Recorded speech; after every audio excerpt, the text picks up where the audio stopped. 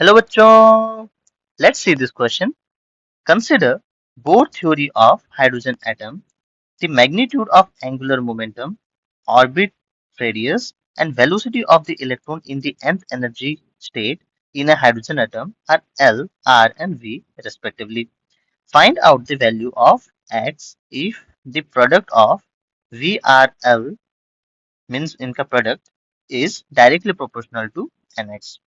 तो बच्चों इस क्वेश्चन में बेसिकली हमें पूछा गया है, हमें इस क्वेश्चन में बता दिया गया है कि एंगुलर मोमेंटम को हमें एल लेना है, रेडियस ऑफ द ऑर्बिट का radius in the nth energy shell हमें लेना है आर, और हमें velocity in the nth energy state हमें लेना है वी.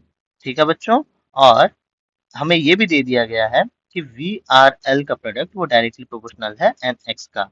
तो हमें कैलकुलेट करना है द वैल्यू ऑफ एक्स. तो बच्चों इस क्वेश्चन को सॉल्व करने के लिए हमारे पास की कॉन्सेप्ट है. की कॉन्सेप्ट क्या है? हमें रिलेशनशिप जानना पड़ेगा Bohr's theory of hydrogen atom का, ईच एंड एवरी वेलोसिटी का, एंगुलर मोमेंटम का और रेडियस का. हमें रिलेशनशिप जानना पड़ेगा with the orbit of radius, orbit of atom. ठीक है, तो बच्चों आइए जानते हैं. According two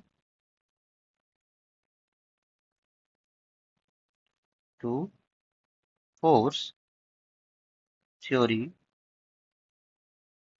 of hydrogen atom,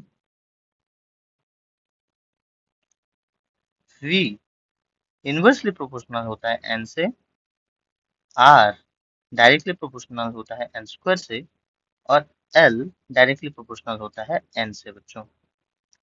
तो अभी हम कैलकुलेट, और हमें ये दे दिया गया है कि वी आर एल का प्रोडक्ट एन एक्स से प्रोपोर्शनल होता है. तो हम इसे कैलकुलेट करते हैं.